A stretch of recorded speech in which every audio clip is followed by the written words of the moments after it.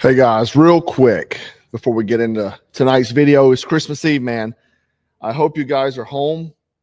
I hope you're with your family. I hope you're breaking bread, hugging your kids, seeing people face to face, because 4 years ago, depending on where you live, the White House told you that you couldn't. No Christmas, no family, no gatherings, no funerals, no church, no gym. But somehow, private jets were still flying. Islands were still active, and powerful people never missed a damn thing, did they? Funny how things work. Also, if you turn out to be a legal immigrant, the government is offering you $3,000 to take a trip back home for Christmas. Holidays season. So, not only are we returning those kiddos back to their families that Biden lost, we also are saying that if you voluntarily want to go home now to your country, if you're in this United States of America illegally, we will give you $3,000 through the holidays to send you home. We'll buy you a ticket, give you $3,000 to go home, and that includes people that have not been detained, maybe have interacted with us, are detained and don't have criminal charges against them. Yeah, raise your hand. We'll help you get home. We'll facilitate it, and you might get the chance to come back to the. So yeah, our troops got 1776, and the immigrants are getting 3,000. Anyway, I guess it's a good thing. Get them out of here. Sporty chest. But anyway, tonight, man. While they'll tell you that you can trust institutions again, even though, a few years ago you couldn't see your grandma dying in the hospital. Let's talk about one institution that has never told you the truth. It's about Jeffrey Epstein. It's funny, too, because over the past few weeks, man, I don't know who these people are. There's no way they followed me for years. I've talked about Jeffrey Epstein since he supposedly got taken out, self-deleted, whatever actually happened. I've talked about him almost in every video. I mean, at least once a week. I did full videos on him. Maybe 3 years ago or 4 years ago, I did a video on him saying that he was, I believe he was a Mossad asset. And well before people were too scared to say it then, but I did. You can go look at it. The thing is, I didn't just start talking about this. I still talk about the Vegas shooter. I still talk about Thomas Crooks. I still talk about it, the COVID. I talk about it all. I talk about it all because all of it, it all leads the same way, man. I think all paths are leading to the same direction, right? Now, they said the files releasing that we're supposed to end this. We were told that all Epstein files are coming out.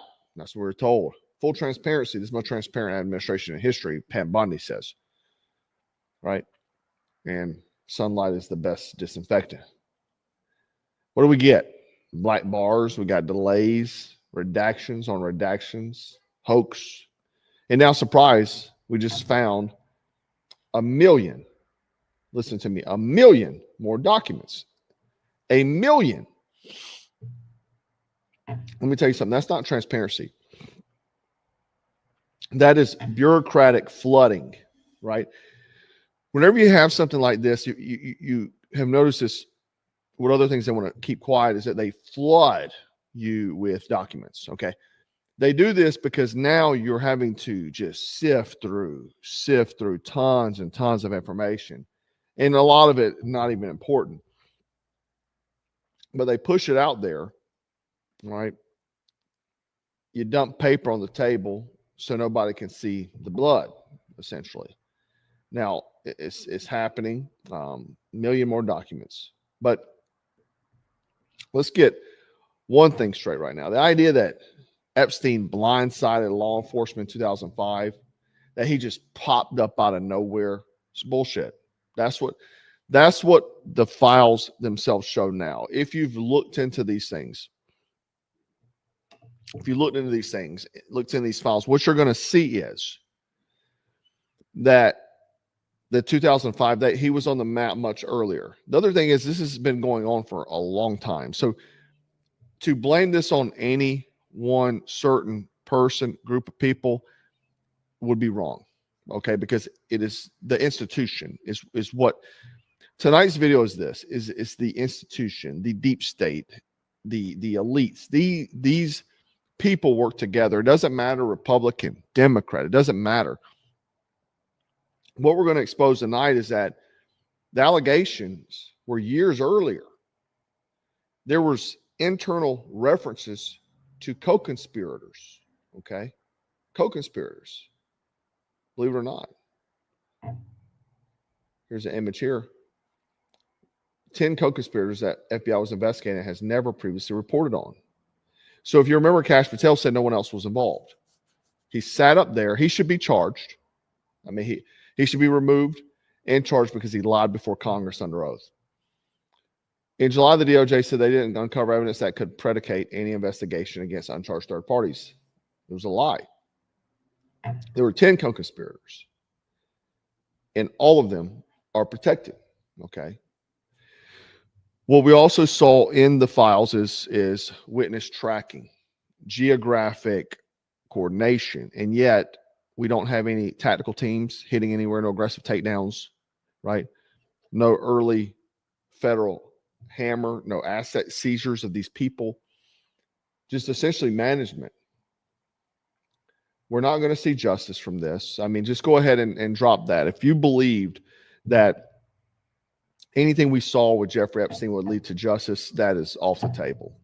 These child predators are going to get away with it. They're in a different class than people like you and I, and they were not going to be held accountable, period. If all the information we see now, and you see the people online that are very upset with Bill Gates and Chris Rock, Kevin Spacey, this and that, none of these people are being brought to be questioned, okay? And so on. I mean, you see it. This is what you call containment, is what's happening now. So the overload of the documents, see, look, we're the most transparent. We just dropped 1 million documents on you. Try to go through those, right? If this were a nobody, right, like you and I, it would have been a raid, okay? 6 a.m., no knock. Raid, not some kind of negotiation or backdoor deals, because that's what we saw. We saw a bunch of sweetheart deals handed out. The 2008 plea deal wasn't just lenient, it was surgical. It protected Jeffrey Epstein. So the DOJ protected Jeffrey Epstein in 2008. They immunized his staff, okay? Shielded unnamed co-conspirators, and then cut victims out entirely. And that's not how the system works unless the system is protecting itself. You don't give immunity to logistics unless logistics matter. You don't redact whole paragraphs unless exposure terrifies you, okay? And again, Epstein didn't operate alone, okay? This man had a complete staff. It's not speculation. It's in the documents. His assistant, this young lady right here, okay, she wasn't a bystander. She scheduled. She coordinated. Got him trained in massage therapy. She interfaced. She managed the pipeline. And guess what? She walked. She has a $6.2 million penthouse in Miami. She has a $5.2 million penthouse in the New York City. So this lady basically left Epstein, got a deal, walked, and retired. She's completely free today. She was a co-conspirator. She helped Jeffrey Epstein's operation. And how many more people like that are involved, okay? It should bother you. You know, and this is saddening because I see a lot of people that especially people I thought that had good hearts, that they believed in what we say we believe in. But they'd rather follow one administration and just say, you know what, I'm not worried about this. I'm not too worried about this. Sad. It hurts. That's how you know the country has gone too far for repair. That people have joined a cult, and no matter what, they don't care to see justice. They just want to see their team win. And again, multiple people are involved in this. Lots of people, right? The former DOJ, Christopher Wray, and so on. I mean, you could go back. All these people are complicit with covering up. Now, let's talk about the part that nobody can explain. This is something that I have been digging for quite some time that has really bothered me. And it's a good question. Why, once you figure this piece out, you're going to realize that it makes sense this was an operation. Okay. Jeffrey Epstein didn't have a degree. Okay. But he was teaching math and science. Okay. He had no empire, no company. He didn't start up a company. He didn't have a public hedge fund, no performance record, no investor list, yet he had private jets, multiple global properties, an island, a ranch, political access, legal insulation money usually can't buy. And it's not normal. It's not a normal wealth trajectory, okay? Usually there's a sign path. Like if you even look at Elon Musk, he starts PayPal and so the trajectory of wealth. Someone doesn't become a billionaire out of nowhere, okay? It's not earned capital. It behaves like managed capital. What that means to me is I don't believe Jeffrey Epstein was rich. I don't think Jeffrey Epstein really owned anything. I think he may have been the useful part of the plot. I think he was the guy that they utilized for the blackmail operation. They found a guy. They said, look, you're going to live a great life. You're going to have jets. You're going to have private islands and so on. You're going to just manage this operation. We're going to train you in this tradecraft, this blackmail tradecraft, and so on. When you look at Jeffrey Epstein, he does not appear to be like a wealthy guy. Like he doesn't have that, just look to him.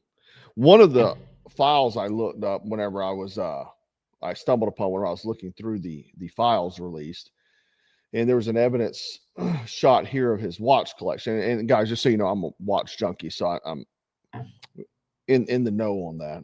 But some things stick out to me here.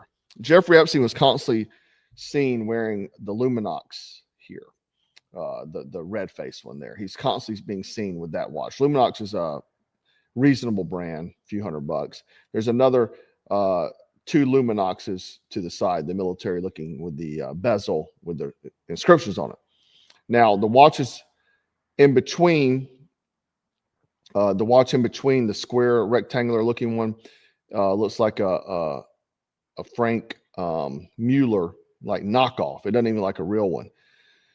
The Panerai at the top right hand corner also looks to be like a fake. It does not look like a real watch, a real Panerai. And then on the left hand side, I tracked down this watch as some type of Kenneth Cole $30 watch. Now the blue strap watch, which looks odd with the strap size compared to the watch. That watch is a Arnold Schwarzenegger Audemars Piguet. That's like a $40,000 watch, depending on because they don't make it anymore. But it was a collaboration with Audemars Piguet and Arnold Schwarzenegger. That strap does not go with the watch. It actually has like a field strap. It looks to be like the way it's designed is like because Arnold, kind of like military look. He had it for a movie he was in, and so I had a thick nylon like tactical strap you'd see like on something like a G-Shock or something. Jeffrey Epstein more than likely put this strap on there at some point in time if the nylon strap broke. But anyhow, not to say maybe he just didn't care about watches, but I think it's odd that he has a $30 watch and a $40,000 watch. To me, I believe the Audemars Piguet was probably given to him at some point in time because he also has fake watches here. I just think that's odd, and that may mean nothing, but just from my interest, I saw that part, right? So again, maybe, and I'm not saying that alone, but just the way he looked, carried himself, he did not seem to be a wealthy man. And again, becoming a professor, teaching math and science and so on without a degree, that just doesn't happen in the world. You know, if you go try to do that, try to get a job as a professor, they're going to get out of here. It's crazy. So there was someone definitely helping him. Now, this one relationship changes everything. Les Wexner. Okay. Now, Les here, you see this photo that was dropped. I don't know who Les is with. This was in the files. the right side of the photo is completely redacted. So we can't even see who he's with. Okay. It's strange, right? What's also odd here, Les Wexner, he's a power of attorney, control of assets, residences, and money movement. So that explains access. So if you look here too, in this here, it says odd only 2 Epstein co-conspirators were left unredacted, Les Wexner and John Luke Brunel, one of the 10 referenced, but the rest unknown due to protection of DOJ. So they didn't care about throwing Les Wexner down, right? But again, him having power of attorney, control of assets, residence, money movement, that explains a lot. It doesn't not explain immunity. It doesn't. So you have to ask yourself, what did Epstein do to make powerful people protect him? Okay. Was it the blackmail? Was it more? Was it his connections, possible intelligence? And as we get in there, we're talking about passports and tradecraft. Okay. The other day I showed that Jeffrey Epstein had a Ukrainian passport. Okay. It now come out in these files that he had another passport under a false name. Okay. Republic of Austria. You see here, he's got a different name, Marius Robert Marius. And then you see his address, Saudi Arabia. There's one country that likes to use the fake passports with residences in Saudi Arabia, our greatest ally. They do in their intelligence world. But so if you add to that multiple passport, foreign travel freedom, intelligence literature behind him, like on this bookshelf here, you see his bookshelf. I showed you the Talmud collection right at his head, which is basically a writings of people interpreting the Torah. Okay. And then if you look above that, right behind that little figure there, you're going to see this book here, The Whole Spy Catalog. The Whole Spy Catalog is a book that essentially describes how to flip people into becoming assets. Now, does any of that prove that he's an intelligent asset? No. But it does prove his behavior exceeded normal civilian necessity. Normal rich guys, elites, don't have fake passports, okay? Now, going back to the files, we have victims redacted, which is fine. Totally agree. We also have politicians, businessmen, entire paragraphs, entire sheets blacked out. Contextual explanations. That's not alone victim protection or not victim protection alone. That is institutional risk management. They're not just protecting the abused, they're protecting the exposed, okay? And then again, every time momentum builds, you got a delay, extension, a new batch, more redactions. You got press campaigns where they're saying things are hoaxes, that it's a Democrat hoax, da da da da. And it's true, Democrats didn't care about the Epstein files under Joe Biden. They did not. They did not. I agree. But I did, as well as most conservatives. We didn't expect Joe Biden to release them because all his homeboys are in there. Okay, Bill Clinton and so on. But when we vote to drain the swamp, we kind of expect it, right? So all of this is happening now. The redactions, the new batch dumps, the million pages. It's not incompetence, man. That's time as a weapon, right? The longer this drags out, attentions die, narrative fractures, accountability evaporates. A new distraction comes along, and I'm sure there's going to be a big one soon, because this is where people get emotional. Names show up, photos circulate, post on X fly. If you remember months ago, Elon Musk said, hey man, time to drop the really big bomb. Real Donald Trump is in the Epstein files. That is the real reason why they have not been made public. Have a nice day, Donald Trump. This was during their feud, okay? And then 3 hours afterwards, he says, this is back in June 5th, 2025. He said, mark this post for the future. The truth will come out. People attacked Elon Musk for saying this. Now look around, okay? And I'm not saying Donald Trump's guilty, although the new batch of drop says that he, and they said that they couldn't find these things to be true, so I don't know. But there's like a limo driver saying things, so who knows? But the fact of the matter is that he was in the files. He's the one calling it a hoax, and then all these redactions, the $1 million they spent on the redactions. Elon Musk obviously knew something. I mean, he's very close to Peter Thiel. He's an elite. He's in the circle, and trust me, people talk, and they know things we don't know. And hell, maybe Trump even said something to him. Whether he did something nefarious or not doesn't matter. He alone knew that he was probably in the files, or maybe he knew exactly he was in the files. And maybe that's why Elon Musk said it. But regardless, we get to the point where Elon was telling the truth months ago. Now, we have Bill Clinton saying release everything. So we have Trump's world calling it a hoax. And we all see redactions. So, and I want to make the correct framing on this. I would not be in someone like Jeffrey Epstein's world. I just, if I knew someone was into that, and you're going to know, you hear scuttlebutt. Okay. You hear it. You know what's going down, right? You might hear, hey man, Tommy's got a drinking problem. You hear the whispers. Okay. So you probably heard about it if you're in the orbit of it, but being in the orbit doesn't equal guilt, but it damn sure isn't nothing. Okay. Proximity matters, man. Silence matters. Deflection matters. Denial matters. And when institutions panic, that matters the most because they've been panicking, right? We have these other things here came out that Trump said he'd never been on the flight other than like 1 or 2 times. It came out that he's been on the list, I think, up to 8 times, if I'm correct there. So we have a lot of these things going out, right? Here's the 10 co-conspirators.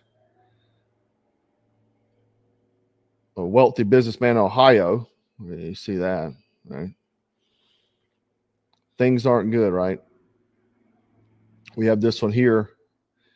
We did not uncover evidence that could predicate any investigation against uncharged third parties. That's what our DOJ has said, Kash Patel. And again, Donald Trump traveled to Epstein's private jet many more times than previously has been reported, right? So this was back from 2020 when they were digging through this. So regardless, I mean, they released these files. The Trump admin redacted some of the stuff. They left that evidence. So I guess they don't care that we find out that he's been on the flight many more times than he says, right? But regardless, this case doesn't feel unsolved. It feels unfinished on purpose, okay? Not because the truth is unknowable, but it's because it's susceptible. It's susceptible. So the system chooses containment over justice. We're not going to see anybody brought to justice, mark my words. We're not going to see not a single individual that did these atrocities to young children brought to justice, unfortunately. It's sad. It's sad. We're going to see silence over exposure, right? Denial over accountability. And Epstein, he was just a fuse, man. I don't believe, I've said this before, I don't believe Epstein was the kingpin. I don't think he was the brainchild. And that's the thing that should bother everybody the most. I think the people that were running Epstein as an operative are still there. They're still pulling the strings behind the scenes. And that's what we got to get down to. We got to get to the deep state, draining the swamp and all those things. We got to get rid of it. Institutionally, we're corrupt. So, guys, tonight on Christmas Eve, while you're told to trust institutions again, remember, okay, because they'll tell you to trust them now. They told you who you could see. They told you who you could bury. And they told you what was misinformation. And they're still telling you this story's over. And it's not. Because Epstein isn't the story. The system that protected him is. Guys, Merry Christmas. Stay frosty, stay strapped, and always stay dangerous. Black Scout out. 2, 3. 4, 2.